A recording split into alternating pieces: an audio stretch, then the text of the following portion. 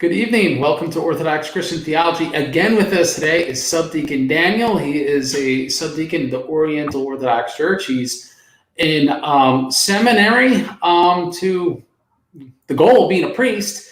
But just like a lot of seminarians, until they tie the knot with the woman, they put off higher orders of clergy. So, Subdeacon Dan, it's good to see you today. Thank you, Craig. Thanks again for having me 2 days in a row.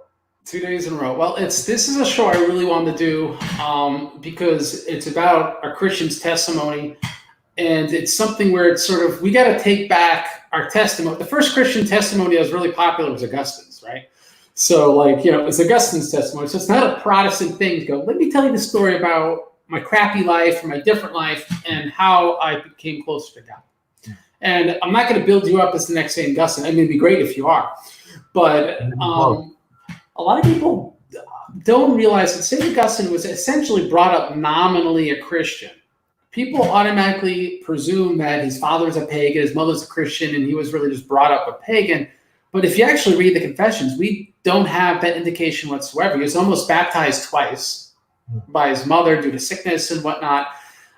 Clearly, in the Roman world, the mother would have been the one in the household that would have brought up and catechized the child and religion. So even if there would have been no official conversion, because the father, if he really was indeed a pagan, he would have been brought up with everything about Christianity. And we read that in the confessions. He knows what a Bible is. He actually has access to one. It's not like, oh, what's this? I was a pagan and I heard of this Christian religion. No, that's not the case with Augustine.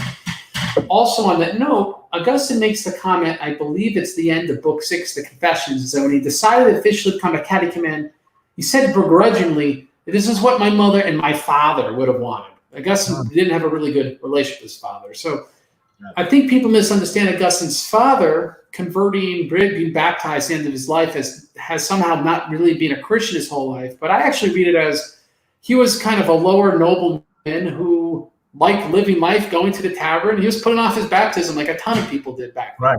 Right. And so I say that is the confession's not about a pagan, right? Like my wife, who grew up in a Buddhist country. It's not about a pagan that had a eureka moment or an epiphany and became a Christian. It's really about someone brought up in a Christian household who had a conversion moment, wouldn't it be right? Because he already, even before conversion, was already intellectually convinced of Christianity, but rather had an experience of God's grace that enabled him to believe in an experiential way and not just intellectual.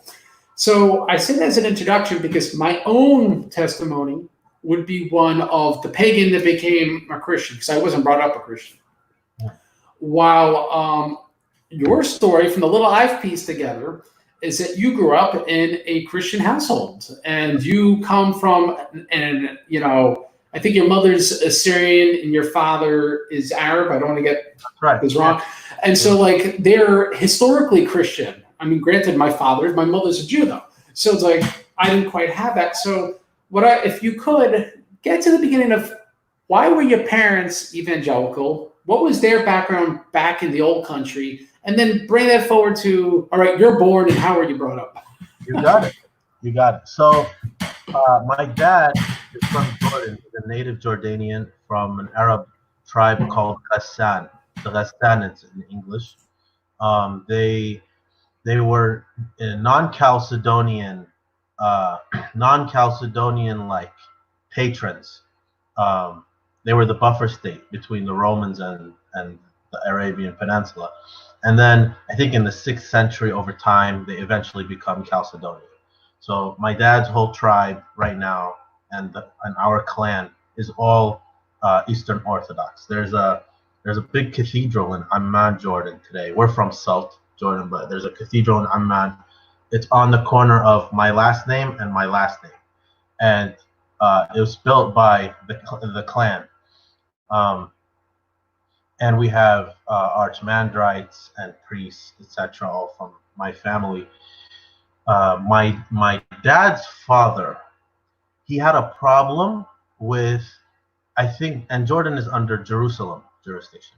So my dad's father had my dad's grandfather. Sorry, my dad's grandfather had a problem with the bishop, and he became Latin.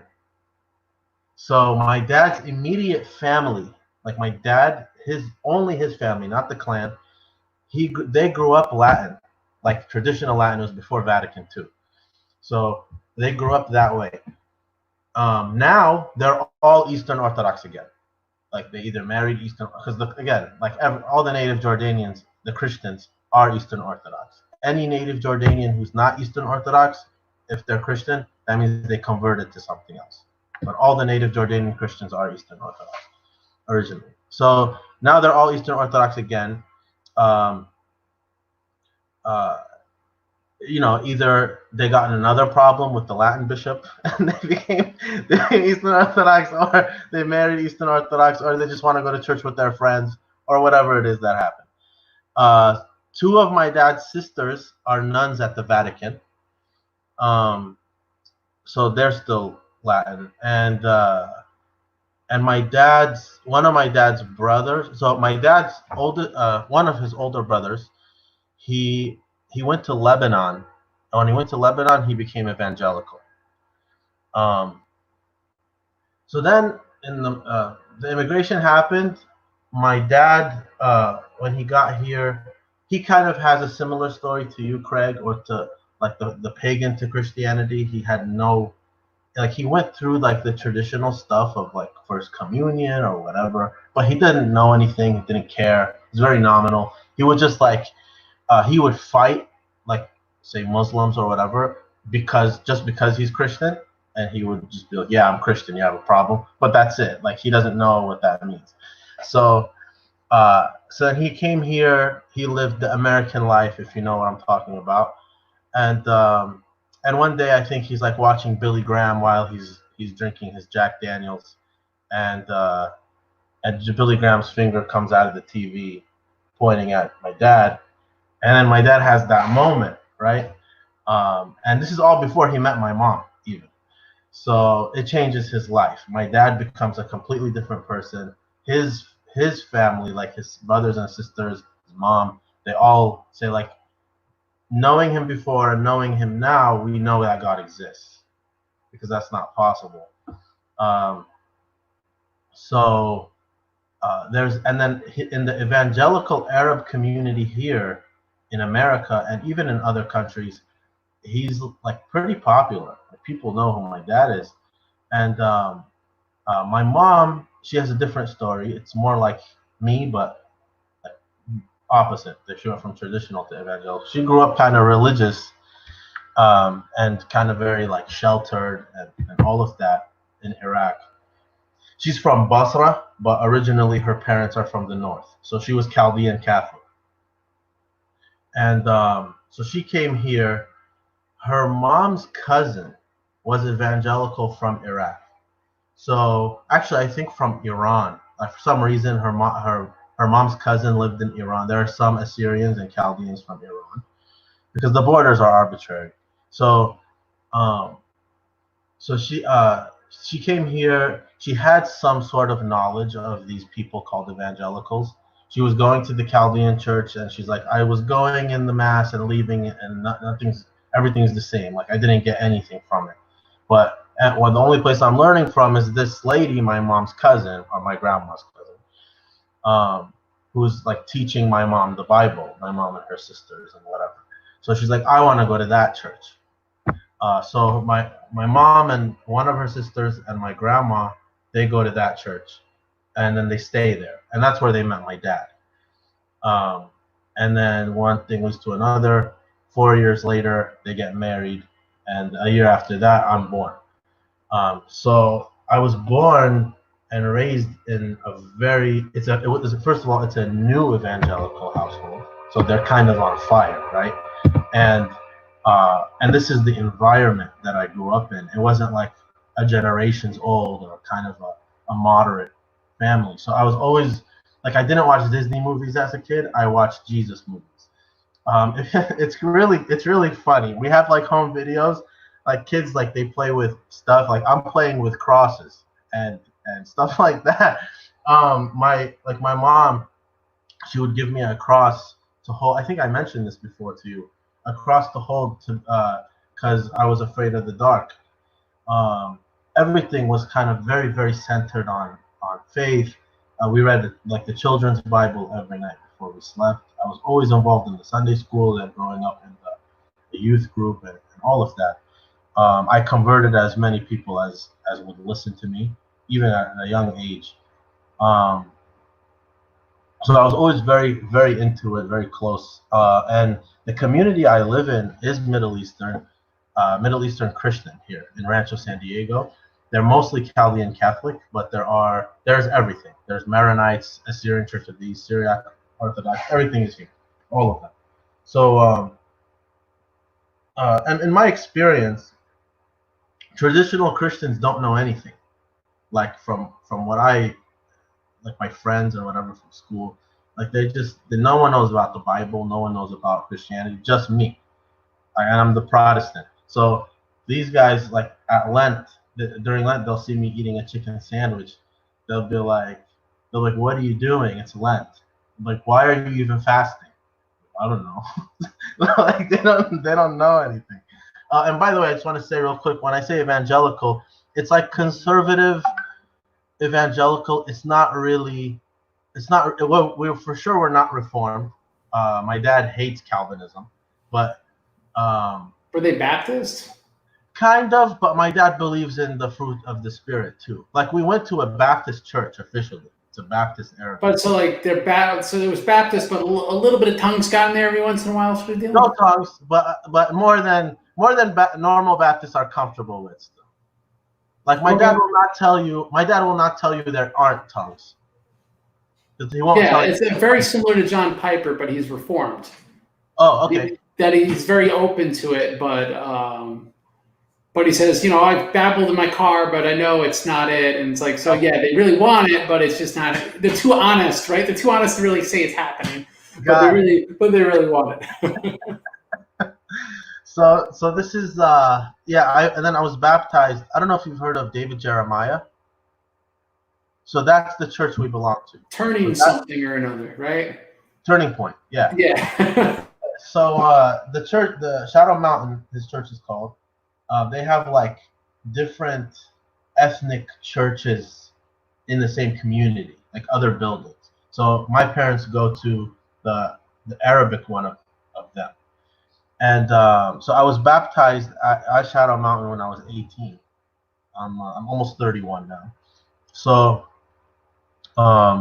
one day, it was I think in 2010 or 2011, my cousin, who's also he was also evangelical. He's now also Syriac Orthodox. He came up to me and he's like, "My friend at work, his cousins want to discuss religion with us. They're Chaldean Catholic." So I'm like, okay, these Catholics, what do they know? They don't even know how to spell Bible, right? So I get my salvation by faith alone verses ready, and I fasted that day, all day, and then we go, and then like I said, like this is, what's the difference this time and all other times? So then I go, who's there? Elijah Yassi, his brother, and the cousin, right? And Elijah, we have this conversation, and at the end, Elijah Yassi goes, and I'm a student of history at this time in the master's program at SDSU. So Elijah goes, Daniel, but like the stuff you're saying, like your interpretations of the Bible, it's not the original. Sorry, I just saw the comments. They're saying there's an echo. Is there an echo in my voice? Well, it's more the train. I just think it's the quality of your microphone. I don't think we're going to be able to fix it. All right. Got it. Should I put like headphones or something? Or how many keep doing? I don't know. I think it's good enough, in my opinion. Okay. All right. Let's do it. So he tells me your interpretation, it's not patristic. Like the early Christians didn't understand this the way you are explaining it. And me, as like a student of history, I was kind of embarrassed by the comment because, like, I should be ashamed of myself for not knowing to answer it. Not for not knowing. I don't know if he's right or wrong at this point, but I just don't know the information. So like I know all this history, but my faith is so important to me. Yet I don't know the history of my own religion. That's weird. Like I used to just have this thing in my mind that the Bible was put together at Nicaea, and then like shortly after that everything gets corrupted. I don't know. And then uh, I debate him constantly for at least 2 years, and I Now, was is this really being that you met him in person? Is this in person you're arguing with him? Is this a lot of them were in anyone person. who's the messenger? I mean, Yeah, a how lot of them is were this? in person. We just connected after that, and a lot of the meetings were in person. He lived like an hour away, so it was a good amount of driving. So we used to meet. He used to actually come closer to us, to when we would meet. But one time I went up over there. So Um, I'm gonna poke and prod this a little bit. So you speak to him in a couple of years. Was it just genuine interest? Do you think he was trying to convert you and you were trying to convert him? What do you think was the pretext behind this? so that's a good question. I came home that day. It was at night because we stayed up late. I went to bed. I woke up in the morning and I told my mom. My dad was a translator for the armed forces in Iraq at the time. So Hmm. my dad wasn't home. I told my mom, um, Mom, I think they're on to something. I think these guys may have a point here. Like I didn't even read anything yet, Mm-hmm. but something like it's a good, it's a logical way to go about it. We need to see what the early Christians believed. It's a good point, right? Now, without getting into any lurid details, Hmm. up to this point in life, do you feel that you were just being an uncritical, obedient, well brought up son? Do you really feel that you owned your faith, you loved it? What would you consider yourself relatively morally upstanding during this period? How would you describe you during this Yeah, time? yeah. I was planning on eventually being a pastor, and that was it was just as important to me back then. Probably now it's more important to me just because Orthodoxy is so much more rich. But whatever the Protestant equivalent of that is, sure. And I had an Eastern Orthodox girl that the process was moving along with at that time, and I was like converting her into Protestantism, and then this thing hits me, and she has no idea now what's happening to me because I don't even have time for that anymore. Anyway, that situation is nothing to speak of. But I just wanted to give you like kind of a context of Did that's how. Elijah get in the way? Did Elijah start dating her? What happened? No, no, no, no, no. So so yeah, Elijah and his twin brother and their cousin. And I was mean. Like you always say really nice things about me, Craig. But I don't know if Elijah remembers how mean I was. Because Well, you were young and really, full of piss of vinegar. yeah, not just that. It was like a defense mechanism of this is Mhm. my whole life. Like this is my whole life. Is this is all I've known? All of my friends, everybody who's close to me. So uh, then I kind of am pushing the fathers away in that I haven't started studying them at this point. I just keep arguing with Elijah from the Bible because it takes me a while to understand that if I read the fathers, it's not a replacement of the Bible. Like for some reason it didn't click right away for me. It's like why would I read the fathers if I have the Bible? It's a stupid question, but it took me a long time to get to that answer. Uh, so uh, when I first started reading, I got I think you know the edition. I have it right here actually. The Apostolic Fathers by it's this one. This is the very first Fathers book that I ever bought. It's a Um, good place to start. yeah. So Ignatius, Clement, Didache, and whatever. So I start reading them, and as soon as I start, especially Ignatius, I'm like, oh, I'm in trouble. Like, this is not what we have. This is not Protestantism. It's not what we believe. And then after 2 years, I used to work in England. So I was in England, and I used to, the English are not like really religious. Mm-hmm. So there's a few Spanish kids. I worked at a school. There was a few Spanish kids from Spain who wanted to go to Catholic church, and just as a Christian, I was very supportive because they're the only ones. So they said, well, these kids want to go to church. We need a staff member to take them to church. Nobody wanted to do it. I was excited to do it. So I would take them to go to the Catholic church, and I would see them going to take communion. And this is during the time I'm reading Ignatius, and I'm like, I really want to receive communion, but I don't believe in papal infallibility. I don't believe in whatever else that they're saying. So then I look into Orthodoxy, and I see that I don't have to believe in these things because they're not patristic. I don't have to believe in them because the Orthodox Church still it didn't add those to the faith. And the only Orthodox priest I knew, Abuna Hanna Sakkab, Antiochian, I called him and I said, Abuna, it was actually Holy Saturday, May 2013, Holy Saturday. I called him on Friday, so Good Friday. I called him, and I said, Abuna, can I come receive communion? Like, I don't know the process. I don't know what the rules are. I just said, Abuna, can I come receive communion because I'm already baptized by these Protestants, but I just want to receive communion because I believe it's the body and blood, so I want to receive the communion. And he said, were you baptized as a baby? I said, no. He said, okay, come tomorrow, Holy Saturday, and I'll do the chrismation for you, and you could receive communion. Wait, that was fast. So, wait. So just like that, is that like an Arab calling card? How does that work?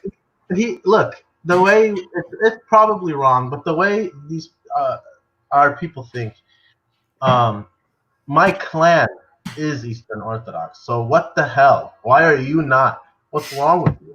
Where were you? For him, it's probably like this was supposed to happen a long time ago. Yeah, there was some mistake made. That's no big deal. So Abuna chrismates me. I'm alone because it was after the Holy Saturday prayers. So I'm there by myself. There was one witness, some deacon in the church, I think. Now, you said Orthodox, so this is Syrian Orthodox? No, it's Antiochian. It's Eastern Orthodox, and this is in England. No, this is here now again. Oh, wait, so you went back to America after the experience, okay? Yeah. And so, how did he know an Eastern Orthodox priest? How did you get to know him that you could just call him up and do that? Well, Abuna Hanna he's kind of very known in all the Middle Eastern Christian community here. All the denominations just know. He's friends with everybody. He's friends with the Catholics, with the Orient. He still comes to my Syriac parish today. Like, he didn't come today, but he comes up until the present time. He comes and he communes with us even. The Antiochian priest. He's retired, but he's still Abuna. So and just so, because there's listeners here that their interaction with Orthodoxy is online and it's very Western. So he celebrates with the Syrian Orthodox. Yes. Okay, so that being said, so you knew him just from that. I know him from. I wasn't even Syrian Orthodox yet. You know he's an important guy. He's this guy all around, and he's accessible. Yes. You could call him. Yes. Okay, so all right, so you get chrismated. There's one witness there. You pick it up. Yeah, and I have my certificate with the name of the priest and the name of the witness. And so I was very happy. Like, I didn't even know. I didn't know a lot of things. I just know I believe in priesthood. I believe in the creed. I believe in the sacraments. And essentially, that's pretty much it. Like, and I just want to now receive communion. I don't want to live more time without receiving communion. Mm-hmm. So Abuna chrismated me, and I received from you. All right, So now then, let me interrupt you there now. yeah, So you said you're kind of an angry, assertive guy when you first started talking to Elijah Yassi about this stuff. Did any of that dissipate? Did it really not dissipate? Did this you got a little older, got a little bit less? we have to ask Elijah. Was there some qualitative difference in this sort of conversion to orthodoxy in this time, or what do you say looking back? Not in any sort of profound way. We have to ask Elijah. I think I was rude. If anything, maybe my frustrations are expressed differently now. I don't like. I wouldn't say mean things anymore. Like I used to say really mean things now. I wouldn't do that anymore. But I think so. One of the biggest compliments I get from people that, for me, it's like I really get happy when someone says this to me. Is it's as if you were never evangelical. Like we would have never known if you didn't tell us. So when people say that, I get really happy. But I think there are some lingering things, knowing myself, in that the legalism and scholasticism that comes with that form of Christianity, it's hard to train like the spiritual mind to not think that way. So I don't know if I'm fully there yet. But in terms of virtue, I think that when we read, because the witnesses that Orthodoxy has, they're like infinite. So when we read the saints, when we read these examples, we have the Desert Fathers, or in the Eastern Orthodox tradition, there's the Philokalia. We have like a similar thing in the Syriac tradition. These when we read these people and how they lived and the things they taught us, Book of Steps, the standard becomes perfection. Whereas in Protestantism, it's not. It's like, oh, we can never be perfect. So once saved, always saved. I'm good. Who cares? But in Orthodoxy, is you can actually get to the point, like the disappearing monks in Mount Athos. I think like there's actual levels of holiness when we partake in the divine nature. Theosis, right? So that changes everything. It's like now this is why, like, when there's beef between Christians, especially traditional Christians that I know, like the internet community or whatever, it really affects me personally. It affects me inside, because this is like we are prioritizing this over everything. Like we're trying to reach the world by what we're doing. So how can this be effective if we don't even like each other? We're not being good representatives of the faith that we've adopted. Whereas with Protestantism, it was kind of a very individual thing. Traditional Christianity is collectivist, I feel like. I think Eastern Christianity is communal. And I think that we need to always prioritize that so we don't fall into modernism and individualism. Now, when you first communed or we first chrismated, did it surprise you? Was it not surprising? Was it what you expected? Was it not what you expected? I've heard one priest tell me that most people that are chrismated, they don't tend to find that anywhere near as big a deal as their first communion. So I'm just wondering what it was for you. I was so excited, Craig. Like I was trying not to laugh the whole time because I was so happy. But I didn't know what the communion, like I didn't know that there was a spoon and the bread is mixed in the wine in the Greek tradition. I didn't know that. So like even when I was receiving the communion, I didn't know that this was the communion. Yeah. Like I was like, what is this? Like I didn't know like what he was trying to give me. Then I was like, oh, this is the communion. And at the time, like I said, I didn't know the difference. I think the viewers, it's obvious that I didn't know the difference. Well, I didn't even know what Chalcedon was. And so I probably shouldn't say this on the air, but I'm gonna say it. I called, because before that, before the chrismation, I was going to all the apostolic churches, and not communing, but I was going to learn and observe. Right? I was going to the Chaldeans, the Syriac, whatever. I was going to all so I could see like what it is. And so I really, really loved the Syriac Orthodox liturgy and tradition. And I know that they're Orthodox, like that's what the name says. So, um, so then uh, after my chrismation, and I didn't go there for chrismation and stuff because I didn't know them. I would just stand in the back after liturgy is done. I would leave. Whereas I actually, like you said, Abu Nahanna was accessible to me for me to call him, and I didn't know there was a theological difference or anything. So I, after the mass, I think after the chrismation, the next day or very soon after, I called the metropolitan of the Antiochian Church in America, and I asked him, um, Is that accessible?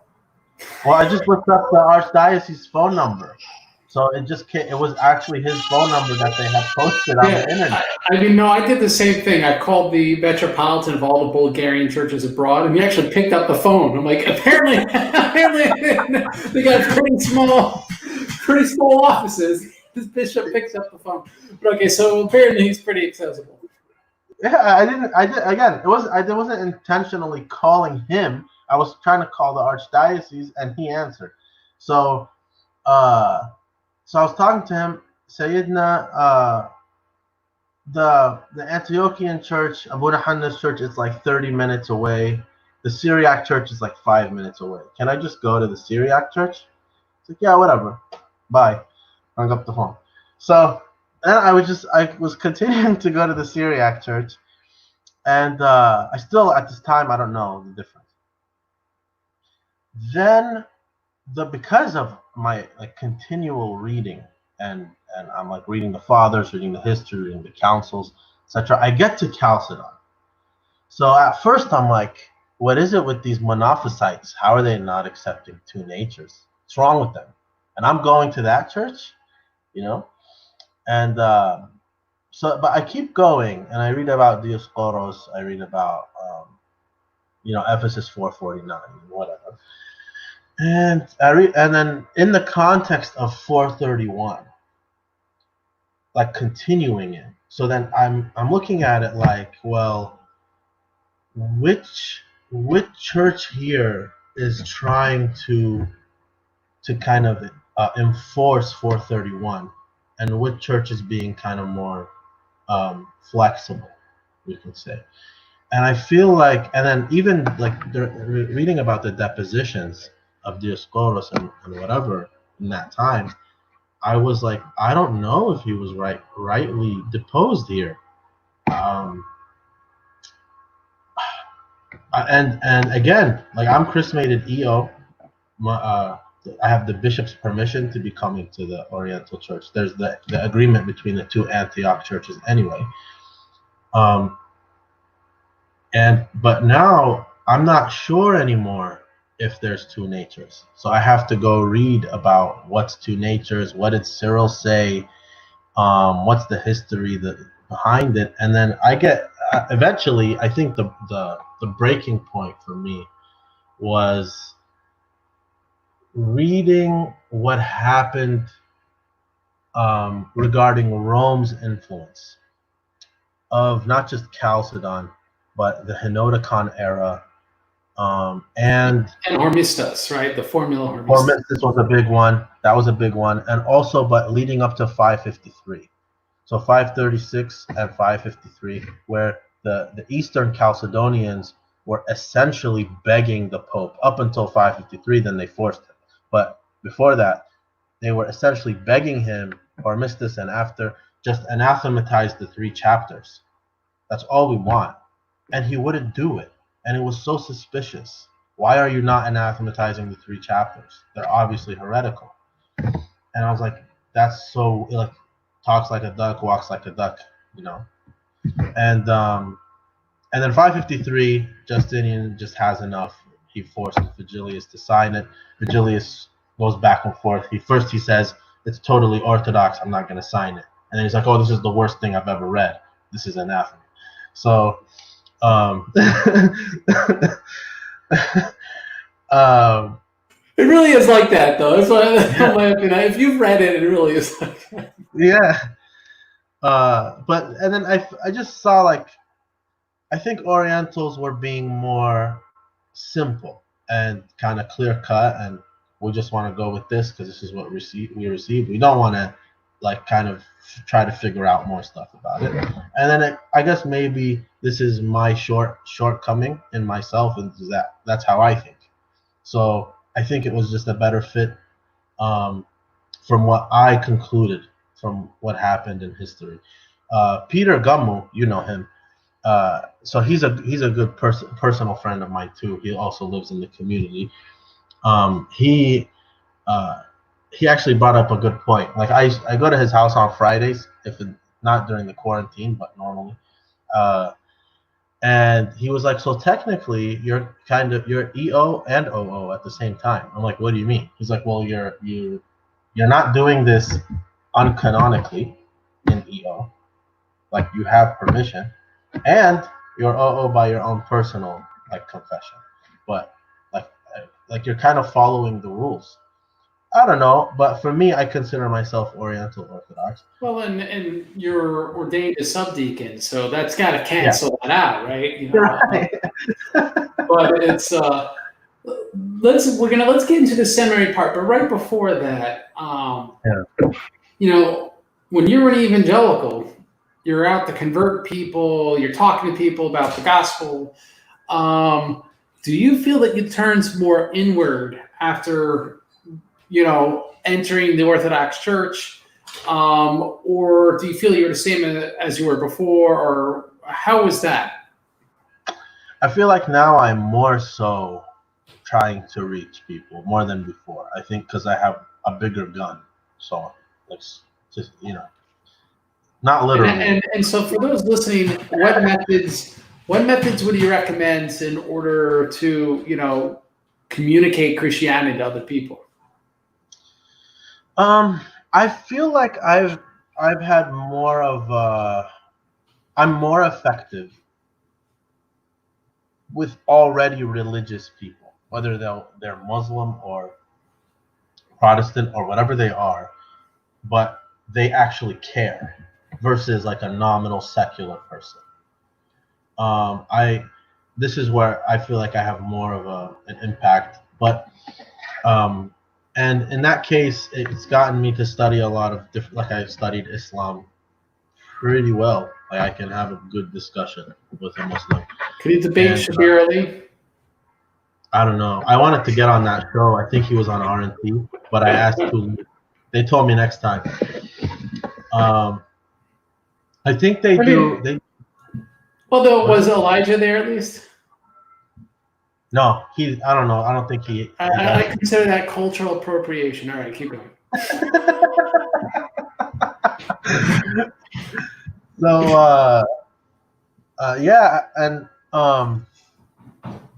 so my study in orthodoxy got me to think that we need to measure religions by the origin of the religion, not based on the individual living in 2020.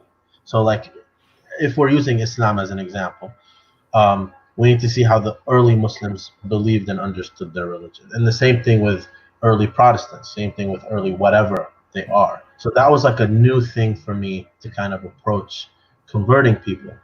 But yeah, like I told you, my cousin who brought me to that debate with Elijah in the first place is now also Syriac Orthodox. And like he is kind of he talks about it. Maybe he hasn't read as much, but he still talks about it with whoever's willing to listen. I think, yeah, we don't do a good job of shutting up. Like, thankfully, no clergy or anyone has told me not to. And on the contrary, they told me we trust you, go for it. But I don't know, like I'm not used to, like you said, like as a Protestant, that's how I was. So because it's good news, right? I have the truth, so I want everyone to have it. So this is just the way I feel like I am. I don't know how to not be Now, like. let me ask this: how did your parents take all this? Oh, we fight. We fight. It's been 7 years. 7 years of fighting. So they're not. They have not come to terms with this yet. No, my mom is closer than my dad. My mom is saying, "Well, how do we know the translations are right of the fathers? And who knows who the fathers were?" And so, but she's more open to the idea, whereas my dad is just like infallible. That's it. Now, like, I'm sure, like, they love you anyway and whatnot. Yeah. But is this like the third rail? You can't bring up religious differences. We always make that agreement. We try and like a truce, not to do it after It's not every not fight. followed though. We never follow it. Okay. Do they now? What do they accuse you of personally? Like, do they think this is some sort of rebellion? Do they think you were brainwashed? It's like I remember when I came home from college, I was reading the Bible. My father's like, they brainwashed you in college, and I was like really? Like in the 21st century, they're brainwashing you to become a Christian in college. So I mean, what what they think is what's their perception of you? They think that I'm too trusting.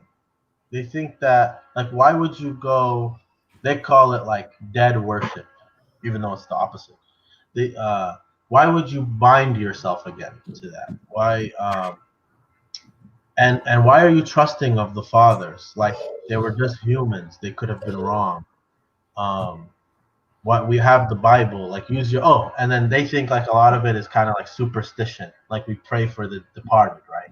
Like why do you do that? And it's kind of a silly thing that uneducated villagers would do. You should know better. There's no benefit after they die. That's it. It's over. They're either going to heaven or hell. There's nothing your prayers can do about it. That's what they'll say. So so things like that, like I should know better or whatever, but that I'm too trusting, too simple. But then I always try to tell them, like, Jesus says, let your faith be like little children, you know. If the fathers were wrong, then how do we know the collection of the canon is wrong? Uh, and then the whole thing about baptismal regeneration, losing your salvation potentially, uh, it's too much for them. I Intercession, actually, I actually intercession find is not. baptismal regeneration. If when you realize what the Orthodox doctrine of baptism is, it's not as magical as many people make it out to be. It's like it's as good as your faith, pretty much. It's reciprocal in that sense. Yeah, I tell them Um, all the time. I tell them the water is not magic. Well, the reason why baptism saves is because Jesus saved us on the cross. We're baptized into his death. It's his death that saves us in the baptism. so, how many siblings do you have? You mentioned a brother. I have just a little brother. Okay, Yeah. and all right, so that's both their sons went off into Orthodoxy. No, my brother's not. So that was a cousin. I'm getting the family members Yeah, confused. yeah. That was Oh, my okay. cousin, my mom's sister's son. So what's up with your little brother? What's he doing with his life?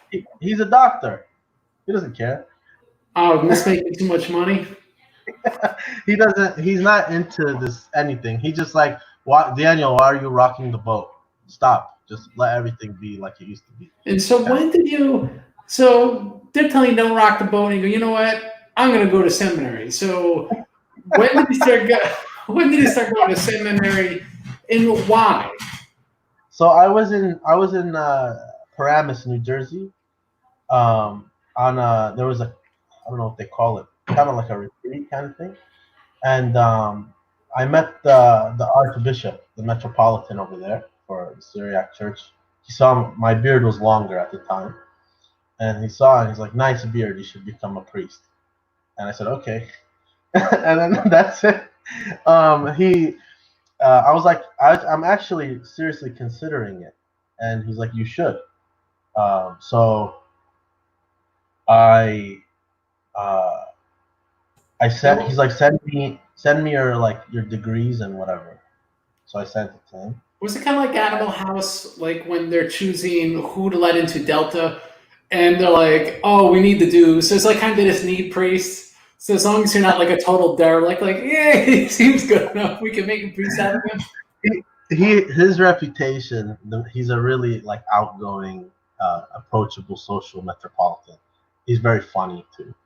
Um, so I took it as like that's his way of saying like he sees whatever he sees, you know. But then the next day he introduced me to His Holiness, the Patriarch, and I was having a conversation with him, and then we even ate together. Um, Now, does so I he speak English, or do you yeah, speak? So he well, I speaks. mean they speak Arabic too, but we were speaking in English. How about you though? Yeah, I speak Arabic fluently. And so I'm imagining though his English is very good. He's been educated in the West, things like that. He was the metropolitan on the East Coast was educated in Italy. Okay. He speaks Italian. Yeah. Just like Bartholomew. All right. So you decided to go to seminary to become a priest. Now, like, was that sort of scary? Did you feel like, well, I'm religious and I like this, so I get to do it all the time? Like, what was the motivation? People have been telling me for a long time, in like while I was Orthodox, before that you should become a priest, and I was always saying no. It's too much responsibility. Uh, I I think maybe I can do more in what I want to do as not a priest. It would be more effective. That's how I would think. Um, because sometimes, like the lay people, you're a priest, so they know what you're going to answer. Versus if you're a lay person and talking to them, it's like you have a mind of your own. This is how they think. It's probably wrong, but this is how they think about each other. They think, oh, this guy's a priest, he has to tell me this. Versus this guy's a lay person, he actually can think for himself, kind of thing. It's not true, but that's how people think. So that's how I used to think about it. But when Sayyidina said it, I felt like that because I believe sometimes regarding these kinds of things, God speaks through the hierarchy and the clergy to tell you stuff. Um, because I didn't tell him; he told me.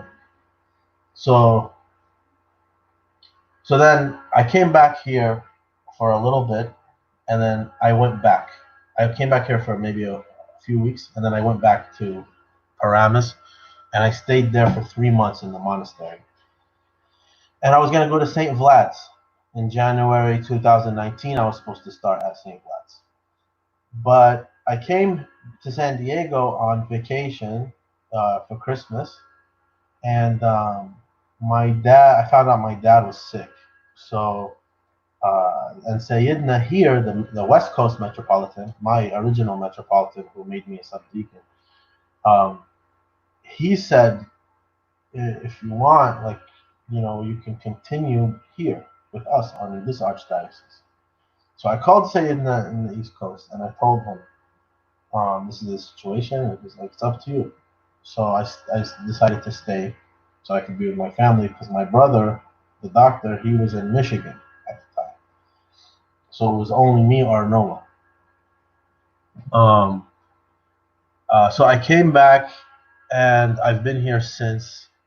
Um, and that's how. And it's funny. The parish I was there's a parish that I was going to on the East Coast. It's called Assyrian Orthodox Church of the Virgin Mary. So my Protestant cousins would be like, how ironic, like the church that Daniel's going to, it's called Virgin Mary. Like Protestants, anyway, for them it was funny. But yeah, that's essentially how I kind of got on this road. Uh, my priest is kind of like my teacher. I'm his disciple. So he's very old school. He doesn't take any shortcuts. Doesn't cut any corners. Now, so like, is it seminary like with classes, or is this something different, like distant learning? What's your situation? It's actually a university. It's called Agora University. It's not a seminary, but we're counting it as that because, really, like in the old countries and in the villages, like to be honest, there's not like a formal process of like a certain, St. Vlad's type thing. It's a lot more simple than that and shorter. But I don't think Agora is technically dependent on Agora. I think it's more whenever Abuna tells Sayyidina Daniel's ready. So it's more old school. It's like you hang out with this guy, you learn the ropes from him like an apprentice, and when you're ready, Exactly. yeah, Exactly. it's which I actually like because I personally think the seminary system breeds heresies and professionalizes what's not supposed to be professional. Mm-hmm. So that being said, what scares you about being a priest? Like, I want to hear about all women's sexual sins. I wouldn't need. I want to hear about that stuff. So, like, what were the things that you're sort of afraid of when that time comes and you become a priest? The most thing I'm scared of is politics. I'm scared of ecclesiastical politics and parish councils and boards and compromising orthopraxy, for modernism, because it's not orthodoxy that really is compromised most of the time. It's orthopraxy that is, and for me that's very important. And I know myself. I like people have told me already, Daniel, everyone's gonna hate you, and people who like me will tell me, Daniel, everyone's gonna hate you when you're a priest because like you're taking it seriously, And I don't know if there's a such thing as like just like a rogue priest that's there when you need him. If the archdiocese allows for something like that, I don't know if parish councils would like me. I'm not sure. Like that's now, really like, my big. You have to confess every time before you commune. Are the Syrians more like the Greeks? They're more loosey goosey. Every time. Every time. So they're like the old country still. Mm-hmm. Right? Because a lot of people think, oh, well, Greeks are loosey goosey. Like, no, that's Greeks in America. In Greece, it's not like that. And so a lot of what people think is orthodoxy in America is very American. It's a kind of Roman Catholic Protestant Orthodox hybrid, and not really Orthodox. It doesn't mean people in the old country are particularly holy or anything like that. They just like, all right, well, no, I want to live my life, so I'm just not going to commune, or I just won't confess, or I won't fast, but I won't commune. So I find that interesting. It does seem that maybe it's because just more recent immigrants that you guys stay more authentic to how it's still practiced back in Jordan or Syria or whatever countries that the parishes come from. At least a lot of them. First generation. If you see, there's the second and third generation parishes in some places in the East Coast. They're less strict, I would say, than we are. For example, all the women have to have head coverings to receive communion. They have to. In the parishes that have been here for multiple generations, it's not true. Yeah, that seems like a big thing that slips, particularly in the United States, is covering. And sadly, I think that's a big reason why we're seeing so many problems in this country. People slip from tiny little things, and then God rescinds grace. So, do you have any closing comments on maybe people that are watching this, where whether they should discern the priesthood? What should their focus be if they want to be disinformed laymen? Because most people watch me even, it's just like this kind of intellectual hobby of sorts. It's just fun to argue about this. And there's less application as to becoming a better Christian or helping other people become Christian with this. So could you give us any insight of yours as to how you think all of us can move into a more positive direction, either by discerning the priesthood or as lay people doing something to build up the church? Yeah, I was talking to my friend about it last night. Um, a lot of us on here are just fanboys, more than we are more than we are Christian. And then everyone, all of these Christians, Eastern Orthodox, Oriental Orthodox, Roman Catholic, they all have to keep in mind that you, as a baptized individual who is receiving communion, you are going to be judged on what you know. So the more you know, the more dangerous if you're not doing it. So all this, like you said, it's a hobby of knowledge, but that's not that that alone is you have to be careful with it because now you're held to a higher standard. There's more you know, so more is expected of you. Um, you need to deny yourself, number one. Two, you need to carry your cross. You need to follow Jesus. That is what you need to do. Um, that's why we're here. That's why we do everything we do. Our whole life is based on this. St. Paul says we were crucified with Christ. It is no longer us who live, but Christ lives in us. So, is that true? Is that true when we like the messages we send each other uh, on the Discord groups or the memes that people make or and Hey, everything? my memes are funny.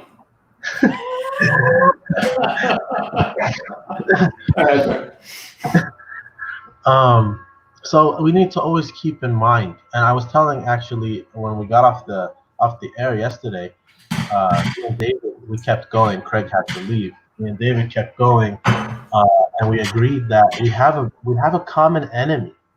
Like we have this common enemy of modernism and liberalism, and they are united. But here we are fighting each other. So I'm not. Don't get me wrong. I'm not an ecumenist. I'm not trying to say we can just ignore our differences, but we need to focus on the common enemy. Then, when there's no more common enemy, we can fight over who gets the emperor again. After that, Yeah, because it's kind of like World War II. We'll beat the Germans first, and then we'll worry about the Cold War. yeah, let's get the empire back. Let's get Constantinople back, and then we'll see. Well, that's definitely ideal. I would say before we get to questions, what would your response be to Protestants that say you can't have an on fire faith, you can't love Jesus, you can't spread the gospel, you can't live a transfigured life, apart from the evangelical form of mode of worship and faith, as compared to the dead and dry faith of orthodoxy. I mean, what would your response be? Because you've been in both. Yeah, I would tell them I'm sorry that that was your experience, and I'm sorry that perhaps the clergy or the parish that you went to was that what presented it that way to you. But if you read about your faith before you leave it, I'm talking to the person who left Orthodoxy or Catholicism. If you read about this faith first and see who gave it to us and what they said and how they lived and how they taught, you wouldn't go anywhere else. It's like the best restaurant in town. Why would you eat at another place? And it's most Exactly. of the time your own ancestors anyway. I made this common reason theology once, and it's if I woke up one day and found this intellectually, I thought it was all wrong. Roman Catholicism's right, Oriental Orthodoxy. I wouldn't leave. I'd probably intellectually disengage at that point, but I wouldn't leave because I've been to the restaurant, I've had the meal, and there's no going back to once you've had that. Yeah. And to oh, that's overly experiential and brainless, but it's true. That's how I feel. I have such a low view of my own reason and such a high view of what Christ has done in the sacraments that it's like, well, I'm not going to screw with that. I know what I have here, and I'm not going to screw with it. Yeah, like Christ is offering his body and blood to you. To you. Like that's how I thought. Like I can't believe that Jesus' body and blood is on earth somewhere and I can have it. I had no idea that was a thing. Yeah, it transforms you. Yeah. So it's That is something awesome. If you're ready, we're going to do some questions, and then we'll call it evening because we're at an hour already. Sure. A question from Zebi. Have you done any work or have any interactions with the Malankara Syriac Orthodox churches? Yeah. So I think Craig. There's two Indian Orthodox jurisdictions, if you want to call it. One of them is in communion with Antioch. The other one is in schism. So this is the one in communion because of the word Syriac there, I'm assuming. So yeah, for sure. I have had many interactions with them. Now, when you say in schism, I felt like some went Roman Catholic in it after the Portuguese came. So they before the Catholics got there. There were the majority were, I think, Church of the East, Nestorian, and a minority might have been Syriac Orthodox. So after that, there was like a rebellion movement against the Catholics after the Portuguese got there, and it turned like kind of when the dust settled, there was a huge now number of Oriental Orthodox Indians. All of a sudden, Catholics are still the majority. Catholics are the majority, then Oriental Orthodox, then the Assyrian Church of the East. It's my go-to is whenever I meet an Indian person, I see they're wearing a cross. I goes, "Are you from Kerala?" Because then I get like white dudes knowing that Kerala even exists. I'm like, well, how did he know? Yeah. Then 1972, the Indians, a portion of the Oriental Indians, broke away from Antioch. And they're now just their own thing then. Right. Yeah, that's a topic I'd like to know more about. I'm curious, did they retain bishops at that point? I mean, I find that very interesting, man. And it's Wikipedia As of now, we are recognizing their priesthood. As of now, we still do. Did they have, before the Portuguese got there, they had bishops and everything? Yes, I think. I would love to read a thorough history of what they ran into. What was, Indian Orthodoxy in 1550? I would love to know that. But it's a great question. It's a great question. As for speaking of great questions, here's one from Jobin. Question: God willing, when you become a priest, do you think you'll concelebrate with Antiochian Eastern Orthodox if invited? That's a great question. I think so. Yeah. You're not going to offend me. You ain't answer the question. I'm gonna be honest. The Antiochians never invite us. We invite them, and sometimes they even come without us inviting them. So when they come without us inviting them, or when we invite them, they always can celebrate. But they don't invite us. Maybe I think it's because they just don't have, like, the patriarchs or bishops don't come or something, so that it's like they don't have the occasion to invite us to. But yeah, I mean, if it happened, the community would be like, what the hell? Why does the Syriac guy not come, but we go to theirs? It's gonna make problems. So I probably have to. Now, I'm going to make a comment that's going to probably make people angry at me, but I'm going to give a comment based upon my reading of church history, which is, what is the canonical boundaries of the church? And when you look at the Malaysian Schism, when you look at the schisms after Khalsan, Hormistos, let's look in the 20th century. I'm going to speak Eastern Orthodox. How was Rokor within the church? Rokor was only in communion with Serbia and Jerusalem, and out of communion with everyone else. How are they in the church? And because they're in communion with Serbia, and Serbia is in communion with everyone else, or they're in communion with Jerusalem, and Jerusalem's in communion with everyone else. And that's not a disingenuous answer. I mean, you find stuff like that for probably, I bet you, in the first century, it was the same stuff. Like with Paul writing to the Corinthians and the leaders and 3 John, and you have that stuff in the Bible. But why did I bring that up is I was surprised because I knew that like Arabs didn't make a big deal about communing at point of death and whatnot, but I was not aware that it was already approved at the level of the bishop. It's one thing if priests just do whatever because it's like the fog of war and just people live in the same neighborhood and that's just what they do. Everyone knows, like, the Ethiopians, when they moved to Nebraska, and the only church is there is Russian Orthodox, they go to the Russian Orthodox Church. I mean, everyone knows that, right? Yeah. But it's What I wasn't aware was it was at the level of the bishops, and the bishops permit concelebration. And so I'm going to say tentatively, based upon my reading of history, I'm not one. I'm not an official Orthodox historian, no expert. I'm not clergy. I'm just an interested layperson. That to me meets the historical criteria of communion, where if like it or not, now you've just created tangential communion into the Oriental Orthodox Church. And now, in a weird way, you've just added Ethiopia, you've added all these people along with you. And it's true. It caused EO Antioch a lot of problems when it happened in '92. The Greeks were really upset about it, and the Russians. So, have you read? I think you read it. The agreement. It's really surprising. Like if you read all the things that are now permissible between the two sides, and they even define how the concelebration should be, and when there's a bishop present from one of the two sides, or which priest is presiding, and how the let's say like a mixed couple gets married.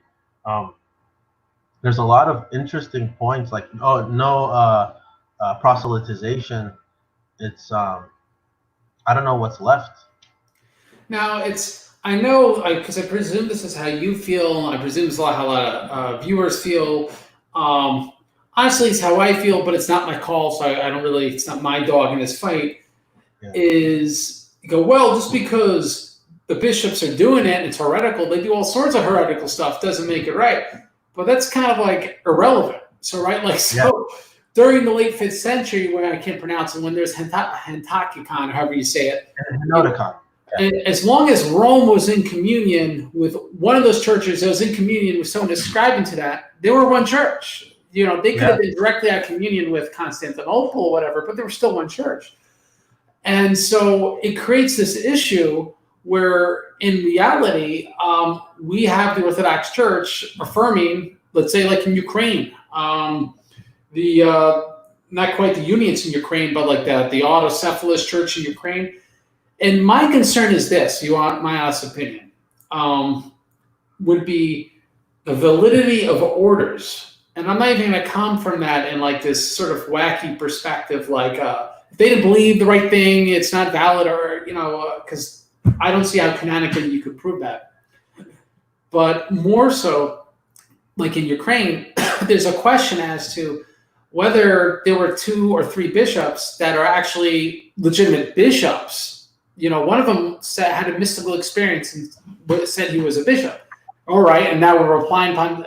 You can't just say through economia, someone who's never a bishop now a bishop. It doesn't work that way. You need apostolic succession.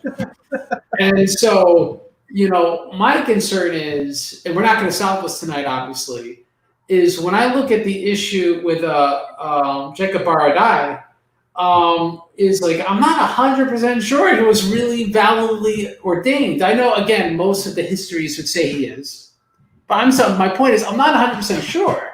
So if there is concelebration, it kind of requires, well, you guys really need correct orders for this. It could be doctrinally heretical, but it's not even valid if the orders aren't correct. And so I only put that up there this is something I wish there was more care put into, because the issue in Ukraine, that's extremely serious, and that should be definitively settled. It shouldn't be like, we don't like Russia, so we're just going to recognize the people's orders. I mean, we have to get to the bottom. Do they even have valid orders? And so I think this probably sounds scandalous to the Oriental Orthodox, but that's a concern I have. Is like, all right, well, if we even think of doing this, we have to be completely confident in the validity of the orders. I hope to do a show in the future with the Anglican, because I think they get the short end of the stick. And you can tell me what you think, Subdeacon Daniel. It's like, they're like, they're bishops, presuming not a woman bishop in between. They don't have real apostolic succession. You go, well, based on what? Well, because they're heretics. Like, well, all right, so what are we going to do about Roman Catholics, all these people with these heresies, right? Isn't that Donatism, that you lose orders based upon the person being heretical? So it's something where I wish people looked at more canonically, because we see Constantinople I that they accept people with orders, even novations, right? Yeah. They're canonically outside the church, they accept their orders. And what happens if there are two bishops in Crete? One was Novatian and one was Orthodox Catholic, right? Did they have two? Did they wait till one died? It's such a mess now because we have so many competing and overlapping jurisdictions. This is not just America. I mean, right? That's the problem in the Middle East. That's why people stopped caring about the differences because there's so many overlapping jurisdictions. Right. It's like, how do we resolve this ultimately? Don't know, but it's just thoughts this made me think about. So, Craig, what do you make? Do you think that because of that common agreement, then it automatically assumes Eastern Orthodox recognition of Syriac orders because, like, the given of you have this agreement of sacraments, meaning the sacraments. Obviously, on paper, yes, they're saying it, but it doesn't mean it's historically true. It doesn't mean it's reality, right? Just like with the guys in Ukraine. But it's not good enough. I'm, like we talked about, I'm the Bulgarian Patriarchate. They're the ones that are the least ecumenists. Yeah. And, and so that being said, just because the Bulgarian Patriarchate doesn't recognize what Antioch's doing, they're still in communion with Antioch. So you could say you don't recognize it, but by being in communion with them, you're actually allowing for it. The whole point of excommunication is to say, you can't do this. I'm not communing with you anymore. So I don't know. You kind of wonder is if Christ is coming back real soon. It's sort of like, damn the torpedoes. It's just about the end's about to come. We can't settle this stuff quick enough in order to be intellectually consistent anymore. I don't know, right? Because both our communions are named orthodoxy. So, right, correct doctrine is supposed to mean something. Yet, our Orthodox communions are canonically in communion with one another through what's happening with Antioch and Syria, and they don't admit that either side is correct doctrinally. So you have Orthodox intercommunion between what they consider mutually heterodox people. It is the Henoticon. It is exactly the Henoticon, like you said. The only difference, Henoticon, there was still one patriarch. Now there's two. Now, I'm just going to put up a comment here just so he doesn't think we ignored it. And it's Zebi. He said, maybe selfishly speaking here, but I think exploring Malankara Orthodoxy would be fascinating. A great topic for anyone interested in history of Eastern Christianity. Zebi, leave a comment. If you know where, like I told you, I want to find out about it. I don't know anything about it. This is not enough in scholarship. And he says the same can be said about Ethiopia and Eritrea. I know Oriental Orthodox content is not your main focus, but maybe viewers would be interested, which is true. Which this gives me a quick opportunity to talk about what OrthodoxChristianTheology.com is, which is what it really is. Me reading books, and I write articles so I can remember what I wrote about. Pretty much, that's what this is. I mean, well, not this conversation. It's me trying to do something positive with how I remember stuff. So, like we talked about, the point of this conversation was again to pretty much not have everything on this channel be some sort of apologetics focus. I'd like to have a focus on the scriptures, on the interpretation of scriptures, on the Christian life, which I find your story a great example of that. Because, right, everyone thinks everyone's born a Christian or there's some drug addict and they had this, Damascus moment, you know what I mean? And it's like, no, people need to see there's other ways people have lived out their faith. But I would definitely be interested in that topic on so many levels. It's just, I find it fascinating that India was cut off from really the rest of the world for 1,000 years, that Christian community.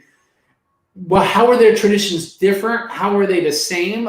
I find that extremely fascinating. I'd like to know more about it, but I'm 35 years old. I haven't been in college in, 13 years since I had my master's degree.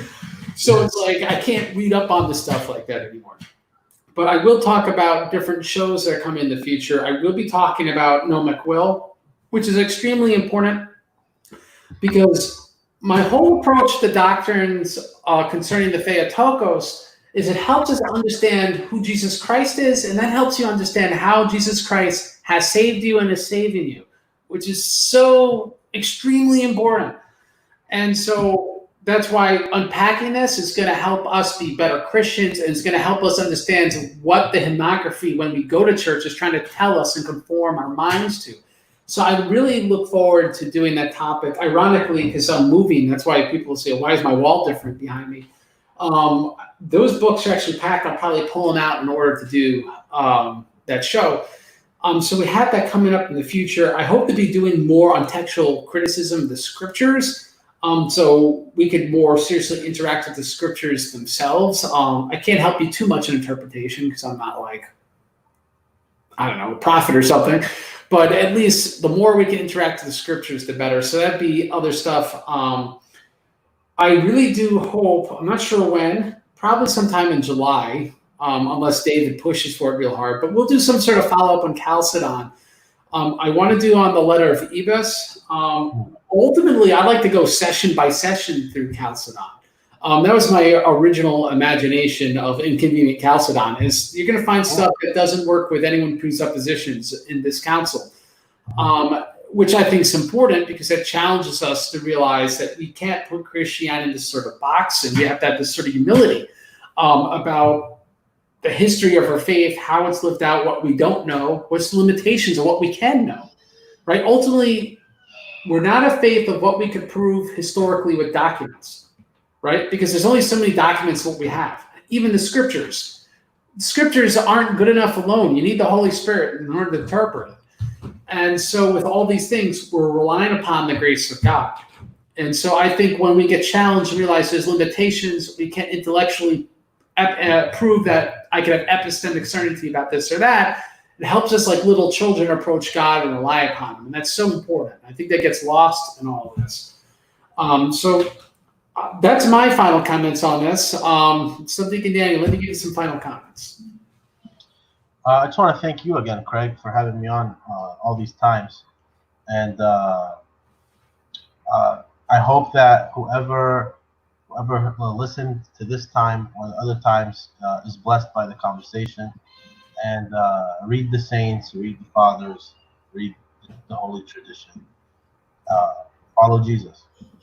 That's right. Follow the Lord. He's blessed you. He's given you everything, absolutely everything, your life, the breath in your lungs. You will not wake up alive tomorrow apart from his grace, and let alone the eternal state of your soul.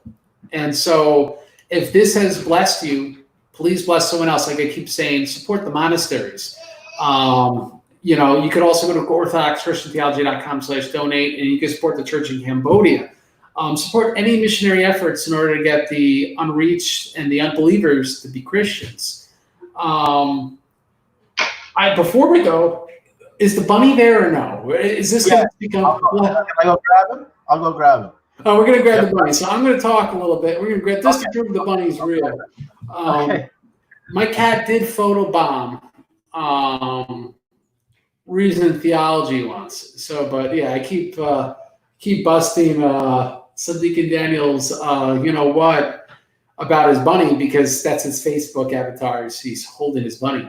So hopefully we'll see that, because it's good to see that we're real human beings, right? It's not all about winning arguments. And that's why the faith is so much richer.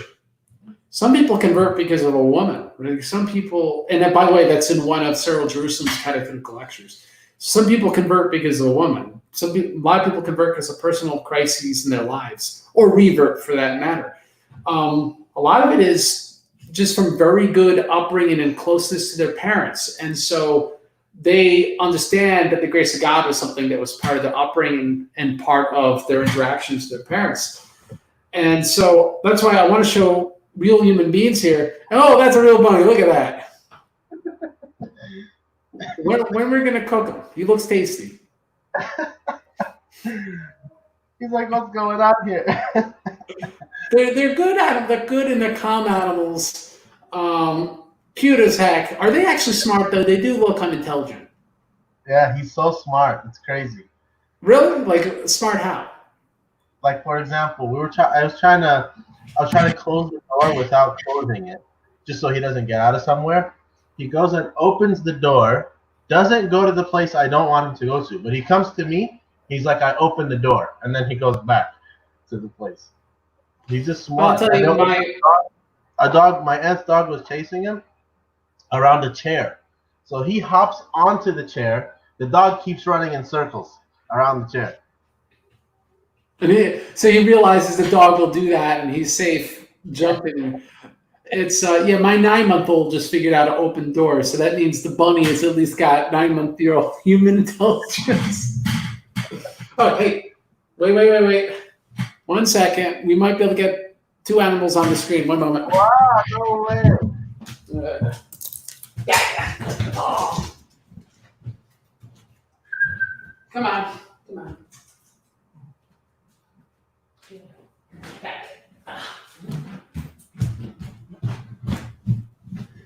All right.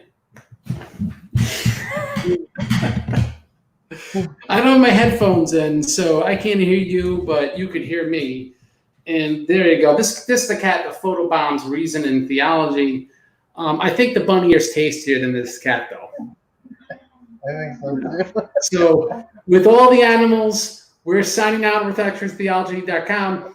God bless you. Have a great day.